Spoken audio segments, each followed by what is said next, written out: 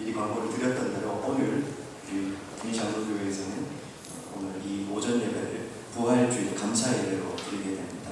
우리 다 같이 묵상기도 드림으로 5월 첫째 주 부활절 감사 예배 하나님 앞에 드리시겠습니다.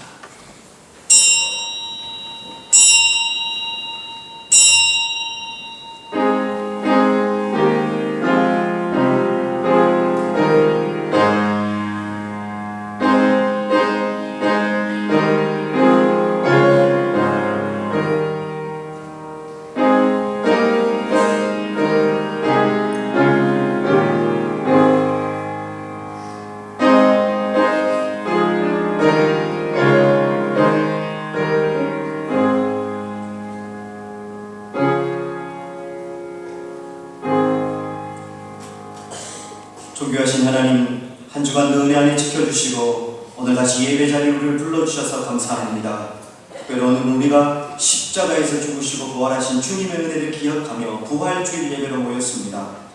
아무리 생각해도 자격 없는 인생, 죽어야 할 인생, 조건 없이 사랑하시고 귀하게 여기시어 구원해 주신 은혜, 그리고 오늘 이렇게 예배하는 자로 살아가게 하시는 은혜 참 감사합니다. 부활의 참된 은혜와 그 의미가 다시금 깊이 새겨지는 예배가 되게 하시고 또한 그 은혜에 합당한 삶의 구체적인 고백과 결단이 있는 예배가 되게 하여 주시옵소서. 특별히 간구합니다. 지난 몇 달 우리는 코로나19로 인해서 쉽지 않은 시간을 보내었습니다. 그래도 하나님 우리의 상황이 점차 안정되게 하시고 일상도 회복되게 하시니 참 감사합니다. 새롭게 주어진 일상들 더욱 소중히 여기게 하시고 그 은혜 가운데 평범한 일상 속에서 하나님의 은혜를 더욱 깊이 누리며 또한 동행하며 살아가는 우리들 될 수 있게 도와 주시옵소서. 그러나 여전히 세계는 코로나로 인해서 고통 가운데 있습니다. 많은 이들이 죽어가고 있습니다. 소망하옵나니 그들에게 적절한 의료적 치료와 도움이 주어질 수 있게 해주시고 방역 최일선에서 수고하는 의료진과 공무원들 모든 관계자들에게 힘과 능력 더하여 주시옵소서. 경제적으로 고통당하는 자영업자들, 경제 주체들에게도 함께하여 주셔서 이 시기를 잘 이겨나갈 수 있도록 도와 주시옵소서. 이제 예배를 시작합니다. 부활하신 주님의 이름을 마음껏 높이며 찬양하는 은혜의 시간이 되게 하여 주시옵소서. 예수님 이름으로 기도하였습니다. 아멘. 우리 다 같이 교동문 134번입니다. 받으신 주보에 있습니다. 내가 받은 것을 먼저 너희에게 전하였느니 이는 성경대로 그리스도께서 우리 죄를 위하여 죽으시고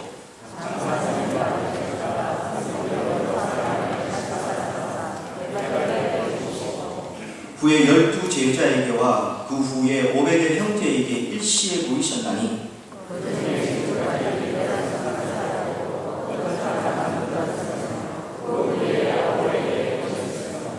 그 후에 모든 사도에게와 맨 나중에 만삭되지 못하여 난 자 같은 내게도 보이셨느니라.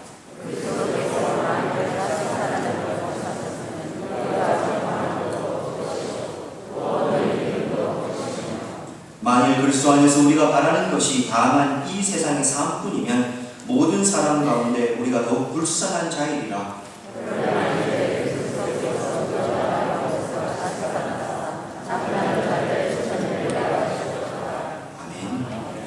전능하사 천지를 만드신 하나님 아버지를 내가 믿사오며 그 외아들 우리 주 예수 그리스도를 믿사오니 이는 성령으로 잉태하사 동정녀 마리아에게 나시고 본디오 빌라도에게 고난을 받으사 십자가에 못 박혀 죽으시고 장사한 지 사흘 만에 죽은 자 가운데서 다시 살아나시며 하늘을 사 절로서 산자와 죽은 자를 심판하러 오시리라. 성령을 믿사오며 거룩한 공회와 성도가 서로 교통하는 것과 죄를 사하여 주시는 것과 몸이 다시 사는 것과 영원히 사는 것을 믿사옵나이다. 다같이 찬송 167장입니다.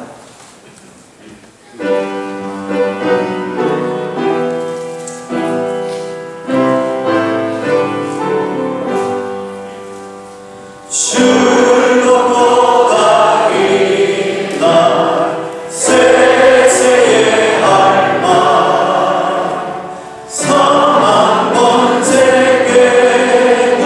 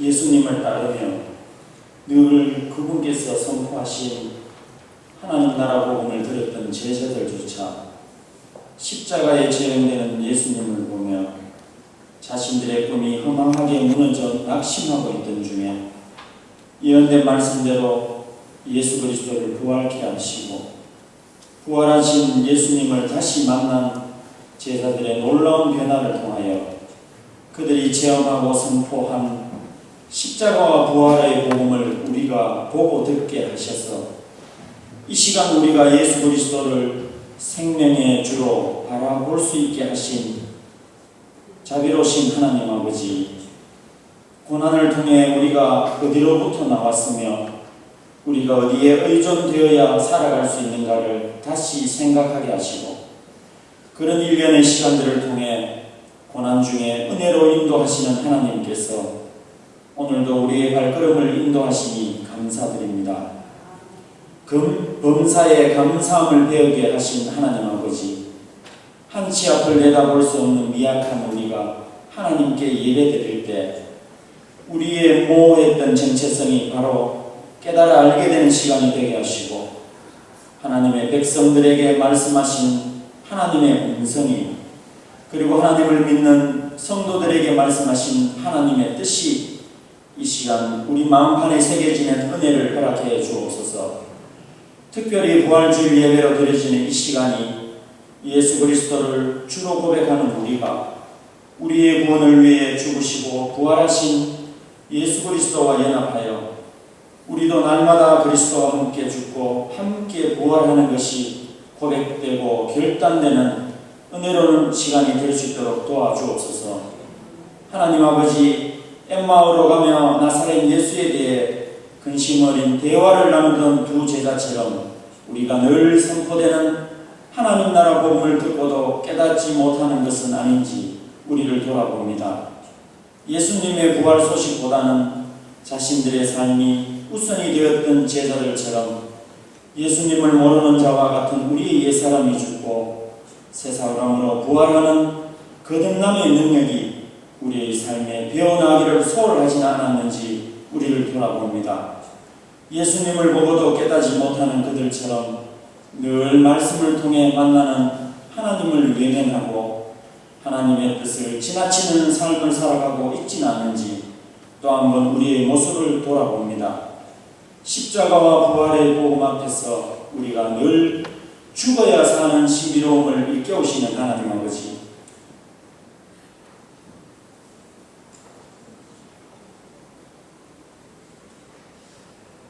우리의 나약함을 긍휼히 여기시고 약함 위에 강함으로 더 씌워주시기를 간절히 소망합니다. 영원히 어두워진 제자들에게 예수님께서 말씀을 펴 가르치시고 영안을 밝히시고 뜨거운 마음을 주신 것처럼 늘 말씀을 통해 우리의 영적 안목이 넓어지고 깊어지기를 간절히 소원합니다.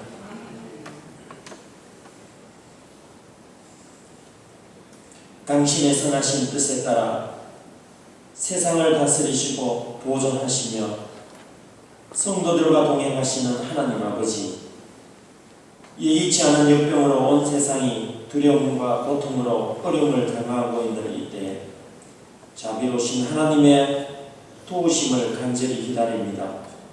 지금까지 이 나라의 위기의 상황을 잘 극복해 나갈 수 있도록 은혜를 베푸신 하나님을 더 신뢰하고 하나님께서 우리에게 허락하신 능력을 다하며 묵묵히 걸어갈 수 있도록 우리를 인도해 주옵소서. 욥이 자신에게 주신 고난의 원인을 끝내 알지 못했지만 알 수 없는 고난을 통해 지음받은 자신의 정체성을 깨닫고 더 깊이 있게 하나님의 주권과 섭리에 순복하게 되는 복을 누리게 하셨던 것처럼 우리에게도 같은 은혜를 허락해 주옵소서. 특별히 어려움을 당한 믿음의 형제들을 기억하시고 나라와 세계 여러 곳에서 고통당하고 있는 자들에게 하나님의 긍휼이 임하시기를 간절히 소원합니다. 은혜로우신 하나님 아버지, 하나님의 군의 장로교를 지켜주시고 이끌어 주옵소서. 진리를 사모하며 그 진리의 반석 위에 견고히 세워져가며 진리를 위해 고통을 감내할 수 있는 용기와 지혜를 허락해 주옵소서. 진리를 가르치고 배우는 일에 신중을 다하고 말씀의 틀 안에서 교회가 내딛는 발걸음이 무겁고 더딜지라도 좌절하지 않는 용기를 주시고 예수님 시대나 이 시대에 동일하게 하나님 나라의 가치가 세상의 이치와 충돌할 수밖에 없지만 늘 하나님의 지혜를 우리로 이끌어 주옵소서. 하나님 아버지, 교회가 함께 드리는 예배에 감사함으로 우리의 가슴이 뜨거울진데 더욱더 예배의 은혜가 넘치기를 소망합니다. 교회가 선포하는 말씀이 진리가 됨이 가장 큰 은혜이며 하나님 교회가 됨이 증거되는 것을 역사를 통해 알게 하셨으니 그것을 위해 온 교회가 전심을 다할 수 있도록 붙들어 주시고 인도해 주옵소서. 이 시간 예배드리고 하나님의 말씀을 듣는 모든 시간 우리 모두에게 겸손하고 순전한 마음을 허락해 주옵소서. 예배의 시작과 마침을 하나님께 의지합니다. 이 모든 말씀 우리 주 예수 그리스도의 이름으로 기도드리옵나이다. 아멘.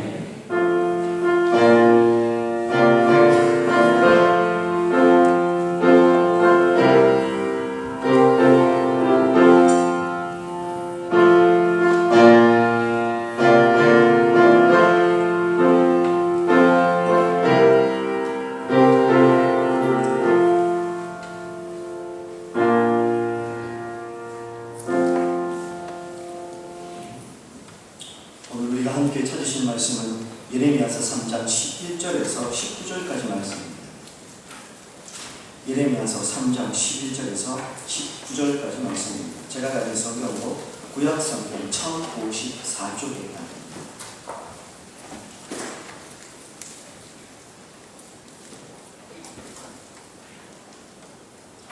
우리가 계속해서 예레미야서 말씀을 이 코로나19 이후에 살펴보고 있습니다. 법적으로는 도저히 불가능한, 용서가 불가능한 이스라엘, 그러나 하나님의 은혜로는 용서가 가능하다. 그 내용이 나오고 있습니다. 내용을 생각하시면서 하나님의 마음을 생각하시면서 저와 함께 교독하면서 19절까지 한번 읽어가시겠습니다. 11절 제가 먼저 읽겠습니다. 여호와께서 내게 이르시되 배역한 이스라엘은 반역한 유다보다 자신이 더 의로움이 나타났나니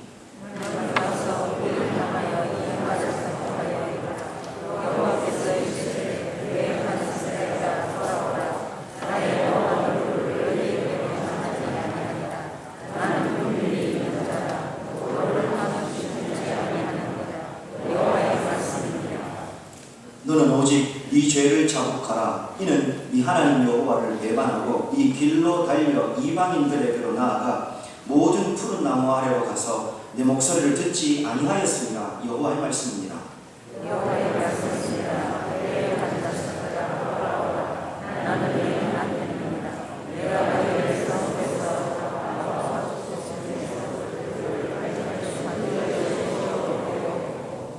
내가 또 내 마음에 합한 목자들을 너희에게 주리니 그들이 지식과 명철로 너희를 양육하리라. 여호와의 말씀입니다. 너희가 이 땅에서 벗어나여 하나님을 사람들이 여호와의 명령을 전하시고 네 생각을 알할 것이요 창조를 알할 것이요 자신을 알지 아니할 것이며 그때 예루살렘이 그들에게 여호와의 보좌라 일컬음이 되며 모든 백성이 그리로 모이니 곧 여호와의 이름으로 말미암아 예루살렘에 모이고 다시는 그들의 악한 마음에 완악한 대로 그들이 행하지 아니할 것이며 그때 내가 백성이 이스라엘을 찾아오며 그들에서부터 나와서 내가 그의 조상들에게 배우려 그들이 함께 일어나 19절 함께 읽겠습니다. 내가 말하기를 내가 어떻게 하든지 너를 자녀들 중에 두며 허다한 나라들 중에 아름다운 기업인 이 귀한 땅을 내게 주리라 하였고 내가 다시 말하기를 너희가 나를 나의 아버지라 하고 나를 떠나지 말 것인가 하였노라. 이제 찬송 50장 1절 하시면서 우리가 드린 헌금 하나님께 봉헌하도록 하겠습니다.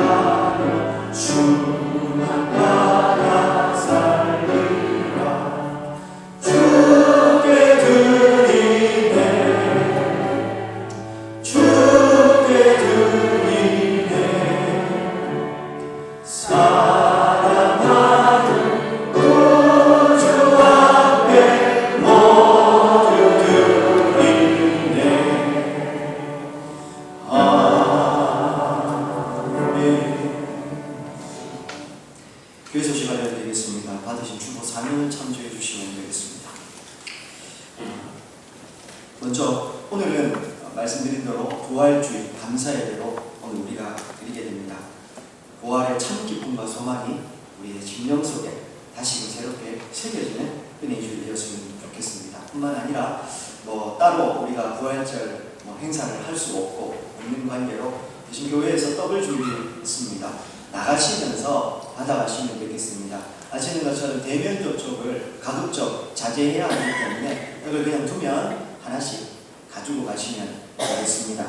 또 우리 구역장, 또 권찰들께서는 우리 오늘 예배에 참석하지 못한 구역원들 살피셔서 같이 떡을 좀 가져가셔서요. 그래서 넉넉하게 준비했습니다. 그러니 이웃에 나누시고 같이 부활의 기쁨을 나눌 수 있으면 합니다.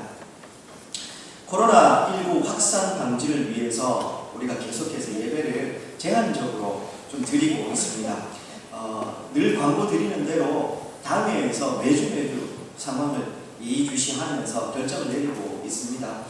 특별히 이제 또 사회적으로도 완화된 사회적 거리두기라고 해서 진행을 하고 있고, 그래서 아마 이번 연휴 끝까지가 아마 그 기간이고 그 이후에 또 결정할 모양이던데요. 상황을 보고 있고 당회에서도 이후에 어떻게 단계적으로 우리들이 예배를 좀 회복해 갈지를 고민 중에 있습니다. 위에서 성도님들께서도 기도해 주시기 바랍니다. 또 결정되는 사안이 있으면 구역장님들, 권찰님들 통해서 문자로 먼저 상황을 알려드리도록 하겠습니다. 아울러서 코로나19 상황으로 인해서 우리가 본래 지금 5월달입니다. 원래 오늘은 어린이주일, 다음 주는 어버이주일 이렇게 되는데요. 오늘 어린이주일 맞이해서 교육부서에서는 오늘 예배 못 오는 친구들 따로 전달해 주기 위해서 조그만하게 선물을 준비한 걸로 알고 있습니다. 그렇게 전달하는 건 괜찮은데 또 아직 우리가 여행 가고 가는 것은 쉽지가 않아서 본래 이번 주간 다음 주간까지 해서 효도 여행이 계획돼 있었는데 어버이 효도 여행은 취소하는 것으로 결정이 되었습니다. 아울러서 또 교회에 또 스승의 주일 우리가 식사하는 것도 취소를 했고요. 또 교회 설립주일 맞아서 우리가 준비하고 있었던 홈커밍 데이로 일단 취소하고, 성경 암송 대회가 원래 6월 달에 있었습니다. 그 성경 암송 대회도 일단 연기하는 것으로 후반기에 할 수도 있고요. 상황을 지켜보면서 진행을 하려고 하고 있습니다. 그러니 이 상황들 좀 기억해 주시고, 또 이거 없다고 해서요 교회가 아무것도 또 여러분들 생각을 안 하는 것도 아니기 때문에요. 위에서도 기도해 주시고 이 상황들이 잘 지나갈 수 있도록 기도해 주시기 바랍니다. 아울러서 매주 교회에서 여기서 모이기 위해서는요, 어제도 우리가 모여서 이 방역 때문에 청소도 하고 또 소독도 했습니다. 매주 청소 진행이 되고 있습니다. 이제는 정상적으로 원래 우리가 청소하던 순번대로 매주일 돌아가기 때문에 기억해 주시고 토요일날 혹은 시간이 되시는 대로 순번이 되는 거기 이 전도회에서 나오셔서 청소 진행을 해주시면 되겠습니다.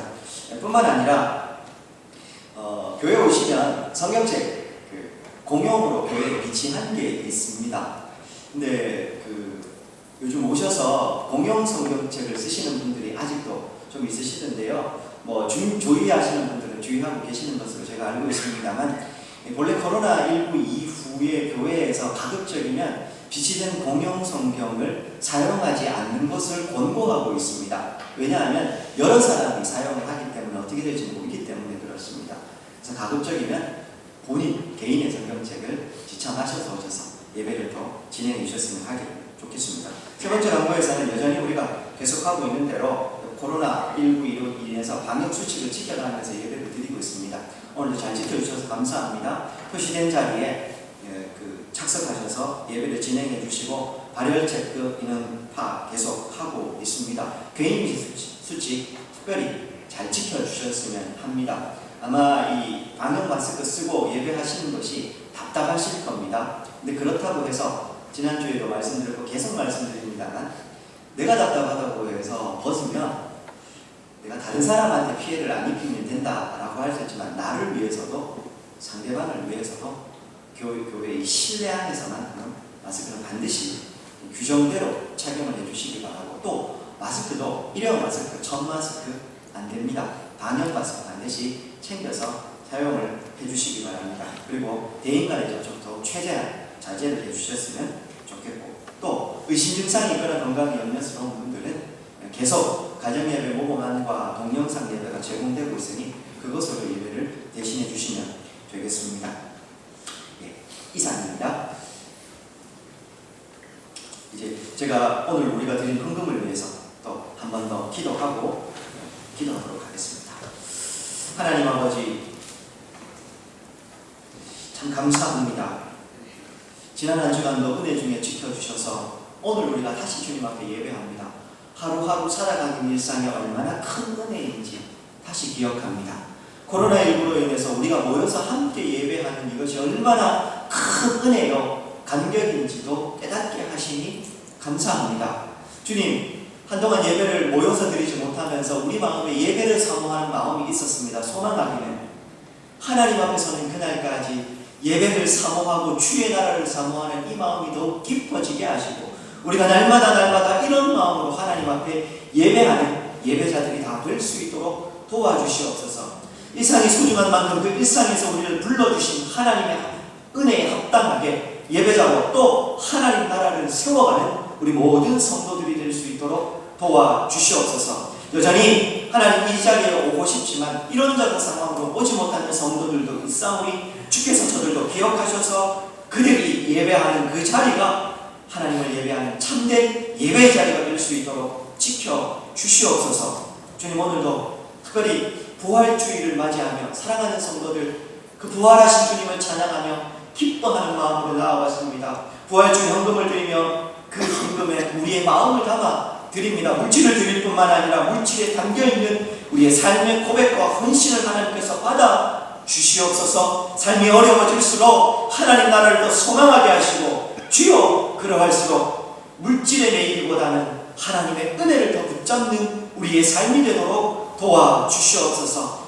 부활절 감사헌금 드릴 뿐만 아니라 또한 11조와 감사헌금으로, 주일헌금으로, 건축헌금으로, 선교헌금으로 드립니다. 드리면 손길 축복하여 주시고, 이 드린 물질이 그 목적에 맞게 정확하게 정직하게 올바르게 사용되게 하시고 하나님의 나라가 우리 가운데 확장되는 것을 우리가 목도할 수 있도록 은혜 베풀어 주시옵소서. 오늘도 하나님께서 우리에게 주는 말씀 가운데 귀 기울여온나니 하나님 우리의 마음을 여시고 우리에게 말씀하여 주옵소서. 감사드리며 예수님 이름으로 기도하였습니다.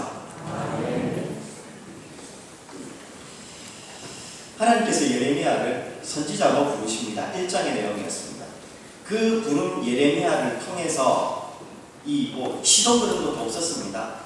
심각하게 타락했다. 종교의 영역이 타락하기 시작하자 사회 전반적인 영역의 모든 영역이 다 타락해져 버려서 정의가 사라져버린 남유다 사회를 향해서 2장부터 하나님께서는 통렬하게 그들을 비판하며 고발하셨습니다. 2장의 내용이 그거였다면 이 예레미야서 3장을 넘어오면서 이야기를 하면, 그렇다면 이렇게 엄청난 어마어마한 죄를 지은 남유다는 과연 하나님 앞에 용서받을 수 있는가? 하나님은 그들을 받아주실 수 있는가? 지난주에 우리가 살펴봤던 것은요, 불가능하다. 하나님께서 정하신 율법, 그 율법에 비추어 봐서 그들이 용서받는 것은 불가능하다. 그 이유를 살펴봤습니다. 율법으로도 불가능할 뿐만 아니라 심지어 남유다 백성들은 하나님 앞에 회개한다 하지만 그 회개조차도 거짓 회개, 말로만 회개하고 삶과 마음이 돌이키지 않는 회개였습니다. 그래서 그들은 용서받을 가능성이 전무하다. 그것이 지난 시간의 내용이었습니다. 오늘은요, 지난주에 이야기 드렸죠. 그러나 그럼에도 용서가 가능하다. 무엇 때문에요? 하나님의 은혜로는 가능하다. 오늘은 그 은혜로 가능한 이유들을, 그 하나님의 마음이 오늘 절절하게 오늘 11절부터 우리가 읽은 본문에 나옵니다. 은혜로 가능한 이유를 하나씩 좀 살펴보도록 하겠습니다. 11절 보십시오. 여호와께서 말씀하십니다. 배역한 이스라엘은 반역한 유다보다 자신이 더 의로움이 나타났다. 그렇게 이야기를 시작하고 있습니다. 우리 지난주에도 살펴봤습니다만 이 남쪽 유다는요, 북쪽 이스라엘이 멸망하는 모습을 보면서 하나님 앞에 죄지으면 망하는구나, 저렇게 심판받는구나, 그걸 알고 돌이켜야 했습니다. 회개해야 됐다고요. 그런데 망하는 북쪽 이스라엘을 보면서도 그들은 전심으로 하나님 앞에 돌아오지 않았습니다. 역사적으로 보면 BC 722년 북쪽 이스라엘은 BC 722년에 아수르에게 망하거든요. 그리고 나서 남쪽 유다는 약 140년이 지난 후에 BC 586년에 바벨론에게 멸망하게 됩니다. 140년이라는 기간이 주어진 겁니다. 근데 그럼에도 불구하고 이 남쪽 유다는 잘못을 돌이키지 않았던 겁니다. 그 이야기를 하고 있습니다. 배역한 이스라엘. 그래서 하나님의 심판을 받은 이스라엘이 차라리 지금 반역해 있는 유다보다 더 의롭다. 하나님이 그렇게 이야기를 하고 있는 겁니다. 하나님이 보시기에는 차라리 이미 그 죄 때문에 멸망해버린 북이스라엘이 지금의 남유다보다는 더 의롭게 보이셨던 겁니다. 12절과 13절 한번 보십시오. 그래서 선지자에게 명령하십니다. 너는 가서 북쪽 이스라엘에게 이야기해라. 남유다가 아니고요. 북쪽 이스라엘에 가서 차라리 그들에게 네가 이야기해라. 무엇을요? 배역한 북이스라엘이여 돌아오라. 하나님께서 더는 노한 얼굴로 너희를 보시지 않을 것이다. 그리고 하나님은 긍휼이 많으시고 노를 끝까지 한없이 품는 분이 아니다는 사실을 그들에게 말해주라는 겁니다. 그리고 13절 너는 오직 너의 죄를 자복하고 회개하고 이는 네 하나님을 배반하고 네 길로 달려 이방인들로 나아가 모든 푸른 나무 아래를 가서 내 목소리를 듣지 않았다. 북쪽 이스라엘이 하는 말입니다. 우상숭배했던 겁니다. 푸른 나무 아래서 높은 산 안에서 그들도 하나님을 떠난 우상숭배를 했고 그래서 멸망을 했다. 그런데 그 죄를 돌이키고 지금이라도 너희들 회개하고 돌아오라는 겁니다. 하나님이 예레미야에게 그걸 저 멸망에 있는 북쪽 땅 가서 이야기하라 그렇게 이야기합니다. 그러면 그를 다시 용서하겠다. 그 말을 오늘 하나님이 하고 계시는 겁니다. 오늘 사실은요, 하나님께서 왜 예레미야에게 북쪽 이스라엘에 가서 말하라고 하는지 아십니까? 이걸요, 그러면 지금 남유다보다 북쪽 이스라엘이 더 악했구나. 북쪽 이스라엘은 덜 죄를 지었고 남유다는 더 큰 죄를 지어서 비교하는 게 아닙니다. 오히려요, 여기 하나님이 어떤 마음입니까? 이미 북쪽 이스라엘은 하나님 앞에 심판을 받았습니다. 그렇죠? 차라리 심판을 받았으니 매 한 대 맞았으니 그들은 돌아올 자격이라도 있다는 거 하나. 또 하나는요, 남쪽 유다를 향해서 하나님이 지금 돌려서 말씀하시는 겁니다. 심지어 그 죄가 임계치를 넘어버려서 멸망한 북쪽 이스라엘에도 회개하기만 하면 돌아온다는 겁니다. 너희는 남쪽 유다 너희는 아직은 멸망하지 않았으니 아직은 기회가 있으니 그 북이스라엘을 보고서라도 지금이라도 회개하고 뉘우치고 돌아오라. 그 말씀을 하나님이 간접적으로 하고 계시는 겁니다. 남쪽 멸망해서 이미 그 죄가 이렇게 넘쳐가지고요, 멸망해버린 북이스라엘의 희망이 있다면 아직 멸망하지 않은 남유다야 오죽하겠습니까? 특별히요, 12절 한번 보십시오. 너는 가서 북을 향하여서 이 말을 선포하리라. 여호와께서 이르시되 배역한 이스라엘아 돌아오라. 이렇게 이야기하는데요, 요 배역한 이스라엘아 돌아오라라는 요 문장에요, 하나님의 마음이 이 하나님 무엇을 원하시는지 아주 함축적으로 들어있습니다. 배역한 돌아오다라는 이 동사, 이 단어가요, 사실은 두 개가 같은 단어입니다. 이 슈브라고 하는 돌아오다라고 하는 동사가 있거든요. 그 동사를 배역한이라고 사용할 때도요, 똑같이 사용합니다. 대신에요, 명사, 이 명령형으로, 돌아오라라고 하는 명령형으로 사용해서 하나는 슈바를 사용하고요, 배역한이라고 할 때는 메슈바라고 해서 이 동종 명사형이라는 걸 사용합니다. 쉽게 얘기하면 이 문장은 조금 어감을 살려서 번역을 하면 이렇게 되는 겁니다. 돌아서 있는 북쪽 이스라엘이여 다시 돌아서라. 그렇게 하나님 말씀하시는 겁니다. 이제 우리말로 번역을 하니 배역한 이스라엘이여 돌아오라 이렇게 되지만 이 문장을 원래 어감을 살려서 하면 너희가 지금 나 하나님에게 돌아서 있었지. 그런데 거기서 다시 돌이켜서 나에게로 돌아오라. 하나님이 그렇게 말씀하시는 겁니다. 그리고 이 배역한 돌아오다 슈브라는 동사가요, 이 12절 이후에도 14절에도 19절에도 22절에도 계속해서 사용됩니다. 이유가 뭘까요? 돌아오라는 겁니다. 지금이라도 늦지 않았으니 너희들은 내게로 돌아오라는 이야기를 하나님이 지속적으로 계속해서 이야기하고 있는 겁니다. 왜 우리도 그런 거 있지 않습니까? 내가 하고 싶은 말이 원래 한 문장이 있으면 돌려서 많은 이야기를 하지만 사실 하고 싶은 이 이야기를 계속해서 반복하지 않습니까? 잘 이해 안 되십니까? 내 자녀가 지금 뭔가 하나 잘 됐습니다. 자랑하고 싶어요. 근데 아무 맥락도 없이 이야기할 수는 없잖아요. 그래서 한참 이야기를 합니다. 그런데 결국에는 내 자녀 잘 되면 자랑하고 싶은 거예요. 그래서 그 이야기를 계속하는 겁니다. 똑같습니다. 하나님이 지금 돌아오라는 이야기를 하고 싶으신 겁니다. 그래서 돌아오라 슈브라는 동사를 계속해서 다른 형식으로 사용해서 너희들 돌아와야 돼, 돌아와야 돼, 돌아와야 돼. 하나님의 마음이 절절하게 이 문장마다 들어있는 겁니다.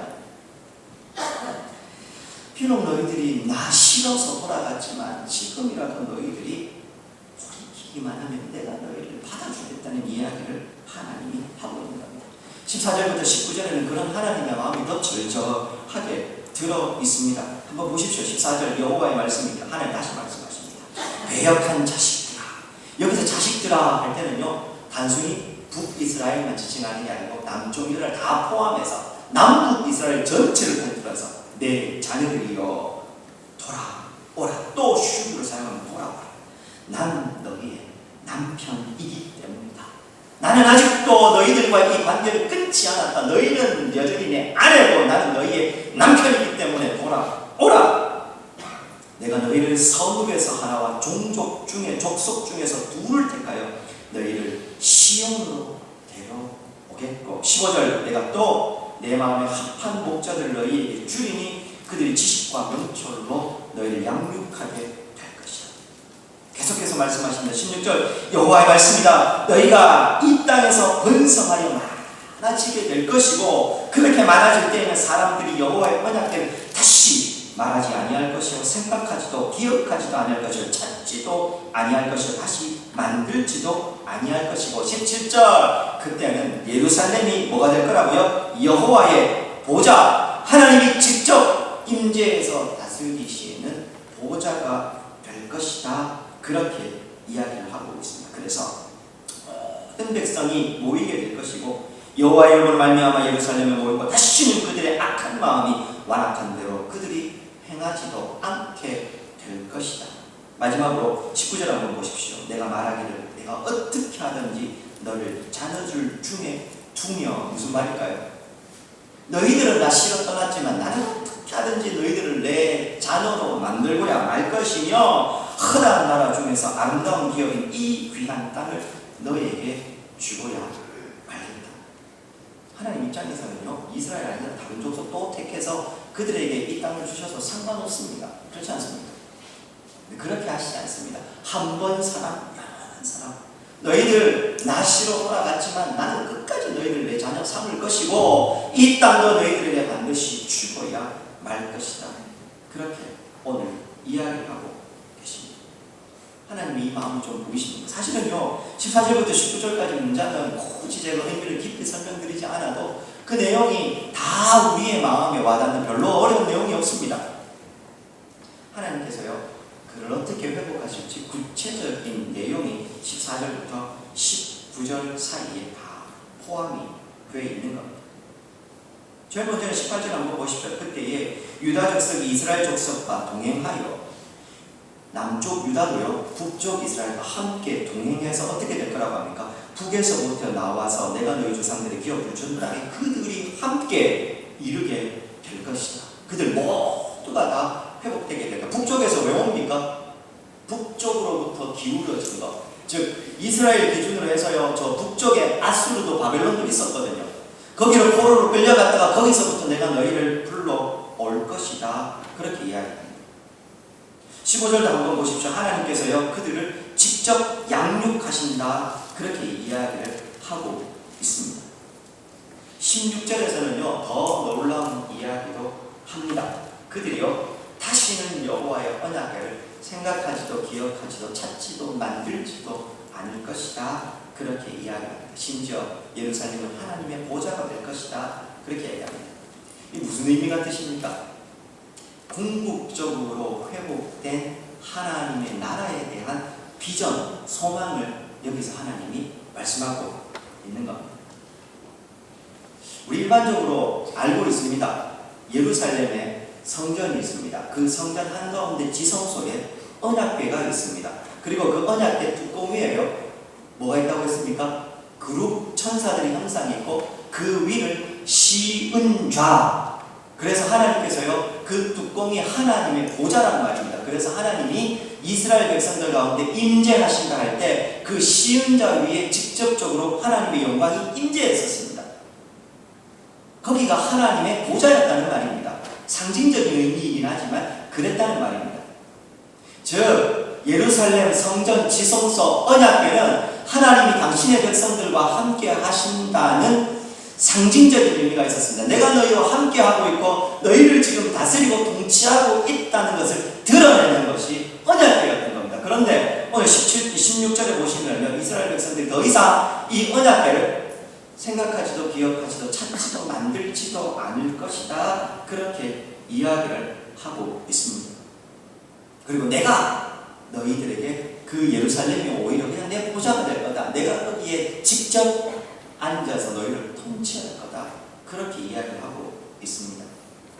이게요 역사적으로는 실제적으로 바벨론 포로기 이후에 바벨론 포로 귀환으로 이루어지는 사건입니다. 뭔 말이냐 하면요, 본문의 24절에 보시면 하나님께서 배역한 자식들로 돌아오라, 내가 너희 남편이다 이러면서요 너희들을 어떻게 합니까? 성읍에서 하나, 족속 중에서 둘을 택하여 시온으로 데리고 온다, 이렇게 이야기하죠. 이게 뭐 같습니까? 포로로 끌려가 있었던 당신의 백성들을 성읍 중에서 족속 중에서 택해서 여기를 데리고 온단 말입니다. 이스라엘 백성들 어디로 끌려갔습니까? 당시의 대제국이었던 바벨론. 그 바벨론 큰 도시 가운데요 온 나라에서 온 사람들, 모든 사람들이 거기에 다 함께 섞여 살고 있었습니다.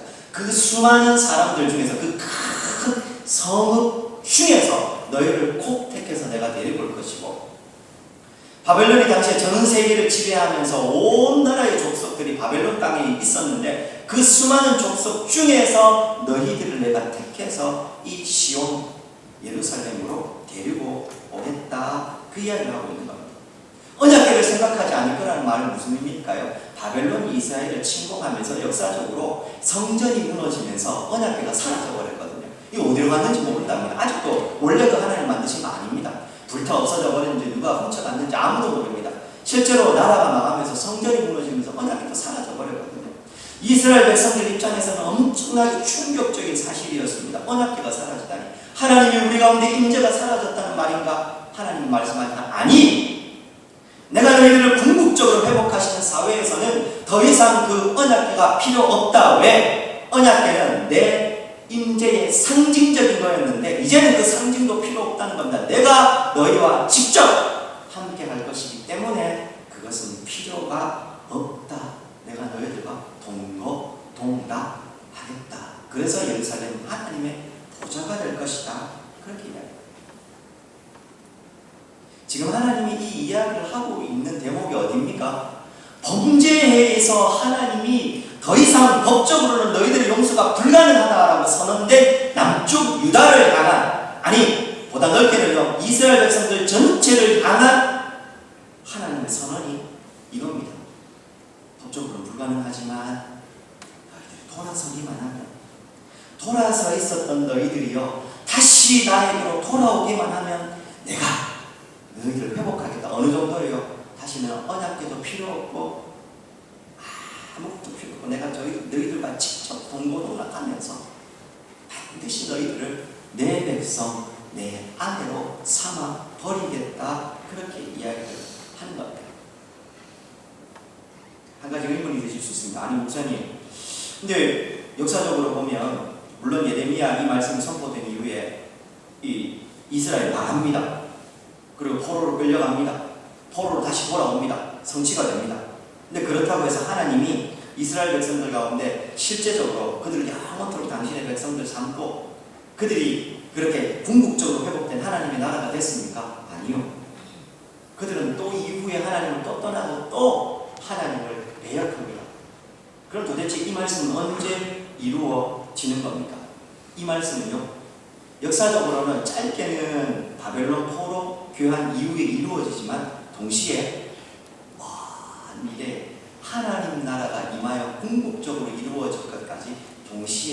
포함하고 있는 내용입니다.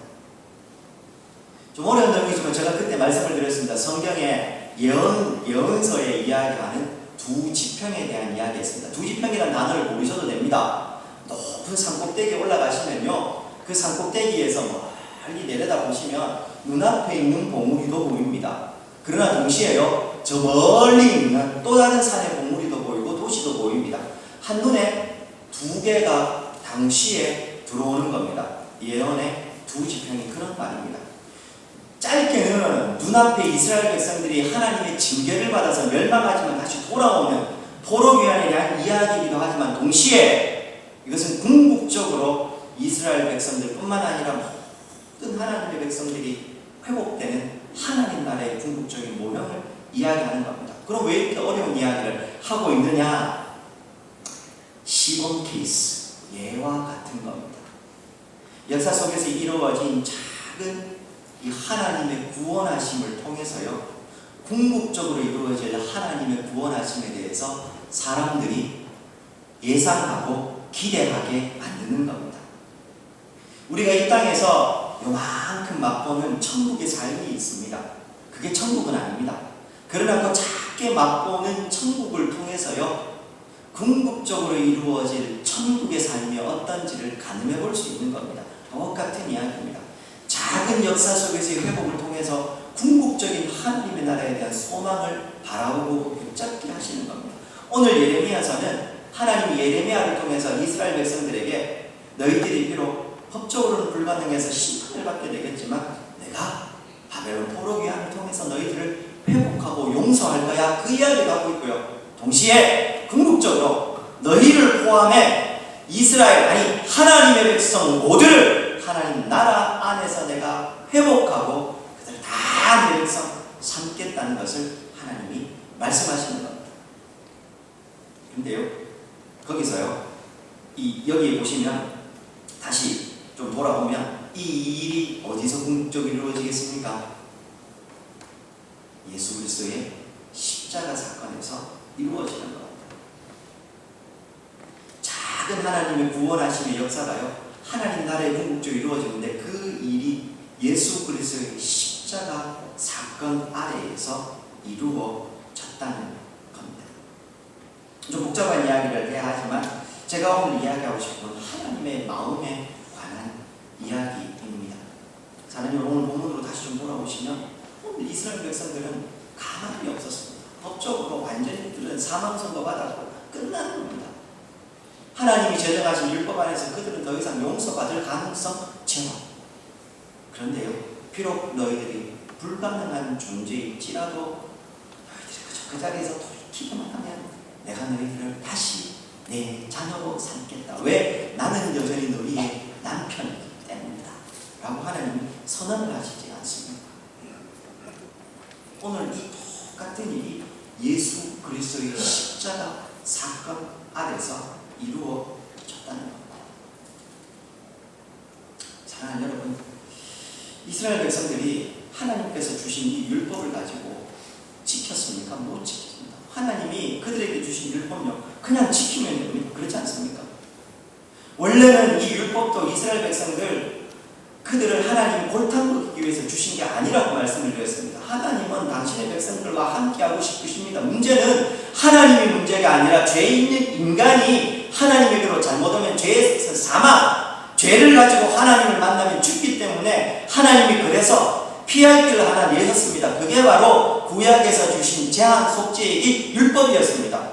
너희가 요 정도만 지켜주면 내가 언제든지 너희를 만나줄게. 그것이 제사제도의 율법이었던 겁니다. 그런데 문제는 하나님이 그 율법을 어겼습니까? 이스라엘 백성들이 어긴 것 아닙니까? 그들이 그 율법을 지키지 못해서 오늘 우리가 예레미야에서 살펴보는 대로 심판에 이르게 된 겁니다. 하나님이 잘못하신 거 하나 없습니다. 그 절망적인 존재를 통해서 하나님 다시 선언하시는 겁니다. 너희들 그 율법을 지키기 힘드니 좋아. 그러면 그 율법까지도 내가 대신해서 이루어 줄게. 오늘 하나님이 예레미야를 통해서 그 말씀을 하시는 겁니다. 너희들 그거 다 어기고 너희들 마음대로 떠났지만 괜찮아. 돌이키기만 하면 내가 다시 받아줄게 라고 하나님이 이야기를 하시는 겁니다. 부활절을 맞으면 예수 그리스도의 십자가의 공로로 내가 구원받았다라고 얘기합니다. 은혜다라고 얘기합니다. 우리가 교회에서 일하는 은혜다라는 말은 바로 이런 의미입니다. 법적으로 전혀 가능성 없는 불가능한 존재가 오직 하나님께서 주권적으로 괜찮아 하고 다시 받아주시는 걸 은혜라고 이야기를 하는 겁니다. 여기에는요, 우리 인간의 공로는 전혀 없습니다. 내가 이 은혜를 받을 만한 자격이 있어서 받는 게 아니라는 말입니다. 자꾸 우리 기독교가 실수하고 있는 게 있습니다. 우리가 교회에서 자꾸 잘못 알고 있는 것이 있습니다. 내가 기도 열심히 하고 헌금 열심히 하고 하나님을 위해서 열심히 봉사하고 수고하면 내가 은혜 받을 자격이 생기는 것으로 생각합니다. 그렇지 않습니다. 원래부터 우리는 가능성이 없는 존재, 불가능한 존재였습니다. 그러한 인생들을 향해서 하나님이 괜찮아, 너희들이 법적으로는 이미 사망 선고받았고 불가능하지만 나는 너희의 남편, 그래서 너희들을 받아주겠다. 그게 은혜라는 말입니다. 은혜라는 말 안에는 나의 공로가 들어설 자리가 전혀 없습니다. 하나님의 은혜에는요, 오직 한량없으신 은혜에 손들고 나와서 감사와 찬양과 감격만 있을 뿐인 겁니다. 다시 말씀드립니다. 내가 20년, 30년을, 40년을, 50년을 주를 위해서 수고하고 애썼으니까 이 정도는 받을 자격이 있지, 나는 당연히 천국 갈 수 있지. 아니요. 그런 마음이 드는 순간 그 마음에 이미 하나님의 은혜는 들어설 자리가 없는 겁니다. 하나님의 은혜에는 인간의 노력과 가능성은 전혀 없습니다. 이미 법적으로 사망 선고를 받은 상태인 겁니다. 다만 그 인생을 향한 하나님의 은혜만 있을 겁니다. 다시 한번 본문 한번 보시겠습니까? 19절. 하나님 북쪽 하시는 말씀을 보니까 내가 말하기를 내가 어떻게 하든지 너를 자녀들 중에 두며, 하나님의 마음이 좀 보이십니까? 어떻게 하든지 너희들 내 자녀들 중에 두겠다. 여기 두며라고 하는 쉿라는 동사가요, 능동 미완료형으로 사용되는데 이게 좀 복잡한데 저도 잘 모릅니다. 근데 주석서를 찾아보면 이 문장은요, 주어의 강한 의지를 드러내는 겁니다. 즉 내가 반드시 이렇게 하고야 말겠다. 내가 반드시 너희들을 자녀의 자리에 두고야 말겠다라는 말입니다. 다시 19절 보십시오. 내가 말하기를 내가 그래서 어떻게 하든지 라는 말이 들어오면 어떻게 하든지 너를 자녀들 중에 두고야 말겠다. 내가 손들고 하나님 앞에 나왔다고 생각하십니까? 아니요. 하나님께서 태초 이전부터 나를 택해 놓으셨고 이 자녀로 삼으시려고 작정하셔서 내가 여기에 있는 겁니다. 내가 잘해서 여기 있는 거 전혀 없는 것입니다. 어떻게 하든지 너희들을 내 자녀 삼아주겠다. 그래서 오늘 우리가 여기에 있는 겁니다. 이것이 바로 은혜라는 말. 불가능하지만 오직 하나님이 그 불탄 마음으로 기어이 살리고야 말겠다는 마음. 사랑하는 여러분, 이 마음이, 하나님의 이 마음이 오늘 본문에만 있는 줄 아십니까? 곰곰이 생각해보면요, 성경 전체에 우리를 향한, 하나님 당신의 백성을 향한 하나님의 마음이 있습니다. 제일 가깝게 어디서 보셨습니까? 코로나19 이전에 우리가 창세기 살펴보면서 믿음의 족장 4대 살펴보시면서 아브라함과 이삭과 야곱과 요셉의 삶, 이제 아브라함과 이삭과 야곱까지 왔습니다. 야곱을 살펴보다가 멈추었는데요, 아브라함도 이삭도 야곱도 어땠습니까? 그들의 삶에 그들이 뭔가 잘한 게 있었습니까? 아니요. 오직 하나님의 열심과 은혜로 그들은 믿음의 조상 아브라함이 되고 믿음의 족장들이 될 수 있었습니다. 계속해서 성경에는 그런 하나님의 은혜에 관한 이야기들이 이어집니다. 그리고요, 그 이야기 또 어디서 보셨습니까? 처음 제가 구리장로교회에 와서 함께 나누었던 말씀 기억하십니까? 복음서, 그 중에서도 마가복음을 통해서 나눌 때 예수님이 당신의 제자들을 부르실 때 자막입니다. 마태복음 4장 18절과 19절 갈릴리 해변에 다니시다가 두 형제 곧 베드로라는 시몬과 그의 형제 안드레가 바다에 그물 던지는 것을 보시니 그들은 어부다. 그 다음요, 말씀하시는 나를 따라오라. 내가 너희를 사람 낚는 어부가 되게 하리라 하십니다. 기억나십니까? 제가 잘 사용하지도 못하는 영어로 말씀드리자. I will make you fishers of men. 내가 너희를 반드시 만들고야 말겠다. 사람 낳는 업으로. 그리고 나서 하나님께서 어떻게 이 베드로를 당신의 제자로 만드셨습니까? 십자가 아래서 주님을 배반하고 떠나갔던 베드로, 3번이나 저주하며 장담하며 하나님을 저주했던 이 베드로 직접 갈릴리까지 찾아가셔서 그를 다시 불러 오셨습니다. 내가 너를 반드시 사람 낳는 업으로 만들고야 말겠다. 하나님의 은혜인 겁니다. 성경 전체는 그런 의미에서 하나님의 이 은혜로 가득 차 있고, 그 은혜의 연장선에 내가 오늘 여기에 앉아 있는 겁니다. 부활주의를 맞이합니다. 부활주의에 어떤 설교를 좀 해야 될까 고민을 많이 했습니다. 사실은요, 도대체 뭘 해야 될까 고민을 많이 했습니다. 그러다가요, 오늘 이 예레미야서 말씀하니 어렵지만 여기에는 하나님의 마음을, 그것이 결국 부활주의에 우리가 나눠야 될 마음이다 생각이 들었던 것입니다. 도저히 불가능한 인생을 위해서 하나님이 인간의 몸을 입으시고 직접 이 땅에 오셔서 친히 죽으셨지 않습니까? 그 불가능한 인생에 나도 있고 여러분들도 있습니다. 우리 모두가 불가능한 인생이었습니다. 부활절을 맞이합니다. 부활주일 오늘 지킵니다 라고 할 때 어떤 마음으로 여기에 오셨습니까? 어떤 생각으로 이 부활주일 예배에 오셨습니까? 부활주일 헌금하셨죠? 어떤 마음으로 헌금을 준비하며 하셨습니까? 예수님, 그 부활의 은혜, 부활하셔서 저를 살리신 은혜 감사합니다. 예, 맞습니다. 그런데 부활절 감사하시는데 그 감사에 어디가 어떻게 감사하셨습니까? 깊이 생각하셔야 됩니다. 그 은혜라는 말 안에는요, 법적으로 사형 선고를 받아 불가능한 내가 죽어야 될 십자가 그 위에 하나님 당신이 직접 달리셔서 죽으시고, 그래서 내가 여기 살았습니다. 그래서 나는 주님 이제 내가 사는 것 아니고 예수로 삽니다. 사실은요, 원래 교회는 예수 그리스도의 십자가 앞에서 다 죽은 인생들이 와 있어야 하는 겁니다. 목사도 그렇고 여러분들도 그렇고 모두가 다 십자가의 죽은 인생들만 가득 해야 하는 겁니다. 그런데 어찌된 영문인지 예수 그리스도의 십자가를 알고 부활을 안다는 사람들이 모여있는 이 교회예요. 죽은 사람은 없고 산 사람들만 가득 넘치는 것 같아서 너무 마음이 아픕니다. 목사님 부활절이 좋은 날 또 저러신다 싶으실 수 있지만요, 아무리 고쳐 생각해도 부활주일인 십자가의 은혜에 대해서 우리가 다시금 기억하지 않는다면 우리의 부활의 기쁨은 헛것이고 그건 단순히 사람의 경박한 기쁨일 뿐이라는 생각이 듭니다. 자막입니다. 로마서 6장 5절. 만일 우리가 그의 죽으심과 같은 모양으로 연합한 자가 되었으면 또한 그의 부활과 같은 모양으로 연합한 자가 되리라. 무슨 말입니까? 성도는 궁극적으로 십자가의 주님과 함께 같이 죽어야 합니다. 거기서 죽어야 다시 살고 우리가 여기 있을 수 있다는 말입니다. 십자가에 죽지 않는 인생 다시 살 수도 없습니다. 근데 어찌된 일인지 십자가에 죽은 인생, 죽어야 할 인생들은 점점 사라져가는 것 같고 온통 죽음 이후에 주어지는 영광에만 심취해 있는 교회가 되어가는 것 같고 그런 기독교가 되어가는 것만 같아서 마음이 아픕니다.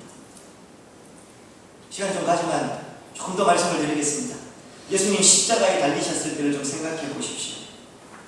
부활주일, 고난주간만 되면 우리가 살펴보는 예수님 십자가 지시기 일주일 전 사건부터 십자가 지실 때, 십자가 지시고 죽음 이후에 부활절까지 그 짧은 사건들 우리 계속해서 나누기 때문에 아마 다 아실 겁니다. 그 내용을 한번 생각해 보십시오. 예수님이 기적을 행하고 병자를 살리시고 먹을 것을 주실 때는 예수님을 따르는 사람들이 넘쳐납니다. 문제는요, 십자가를 향해서 예루살렘으로 걸어가시면서 이제 죽으심과 십자가에서 이야기하자 사람들이 떨어져 나갑니다. 죽어야 되고 이제 더 이상 기적도 영광도 없는 삶이 주어지니 사람들은 떨어져 나갑니다.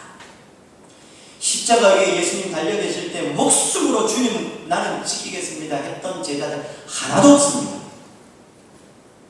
심지어요, 마가복음에서는요, 예수님을 향해서 하나님의 아들이었다 고백하는 사람은 제자들이 아닙니다. 마가복음을 통틀어서 예수님을 일컬어 하나님의 아들이라고 고백했던 딱 한 사람이 있으면 누군지 아십니까?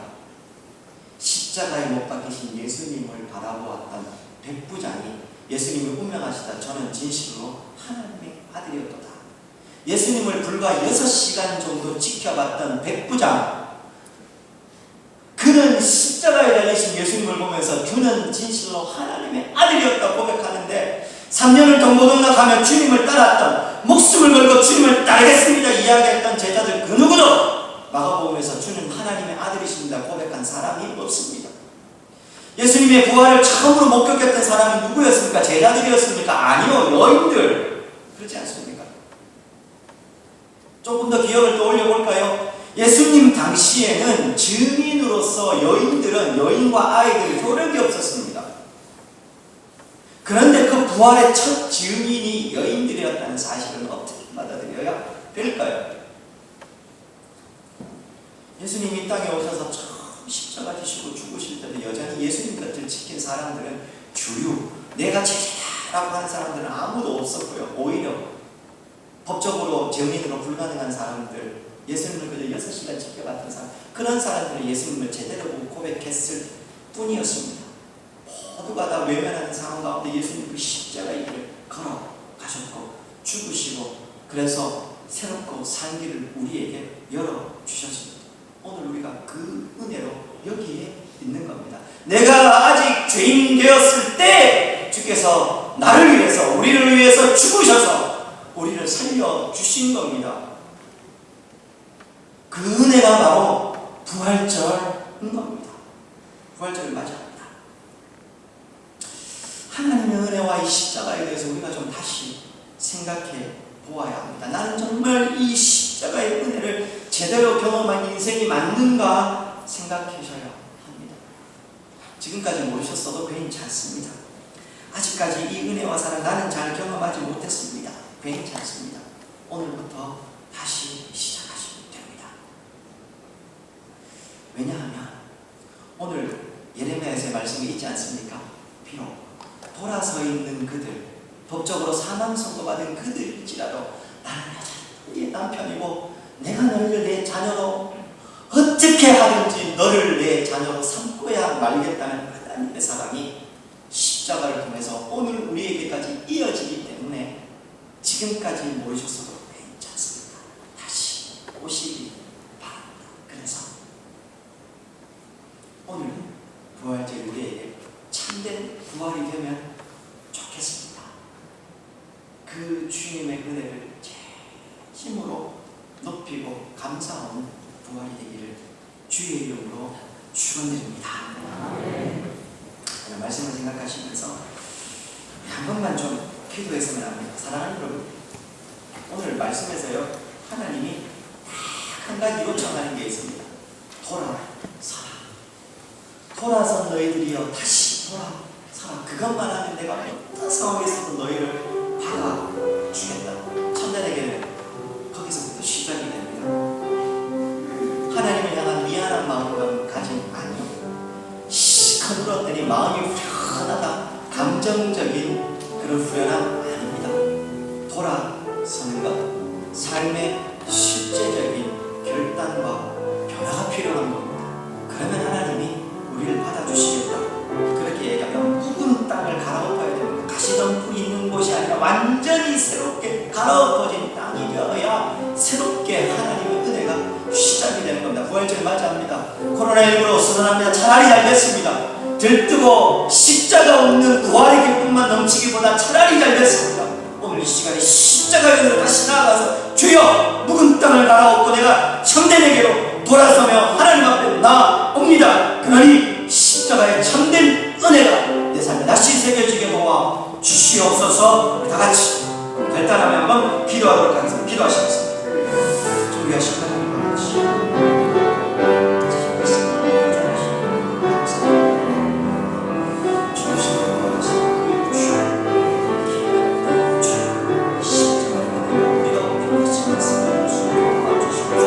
내가 어떻게 하든지 너를 내 간절한 마음이 오늘 우리에게 다시 새겨지게 하시고 그리하여 은혜를 살아가면서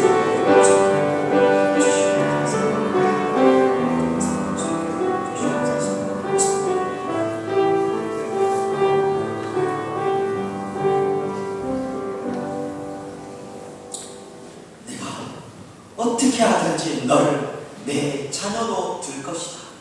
오늘 이 하나님의 한량없으신 은혜의 그 마음을 우리가 기억합니다. 그 마음이 십자가를 이어졌고 그 십자가로 인해서 오늘 우리가 여기에 있음을 기억합니다. 부활주일 예배로 오늘 우리가 나옵니다. 하나님 그 십자가에서 이루신 구원의 은혜를 알게 도와주시오며 그리하여 우리의 삶에 다시금 이 은혜가 깊이 새겨지는 날들에 그래서 이 은혜로 다시금 살아가는 우리 성도님들 될 수 있게 도와주시옵소서. 감사드리며 예수님 이름으로 기도하였습니다. 지금도 우리 주 예수 그리스도의 은혜와 하나님 아버지의 극진하신 사랑과 성령의 위로하시고 교통하시고 충만케 하시고 회개하게 하셔서 십자가의 은혜를 바라보게 하시는 은혜가 참된 구원의 은혜를 알고 그리하여 참된 부활의 기쁨 누리길 소망하는 우리 모든 성도님들 머리 위에 우리 교회 위에 이제부터 영원토록 함께 있을지어다.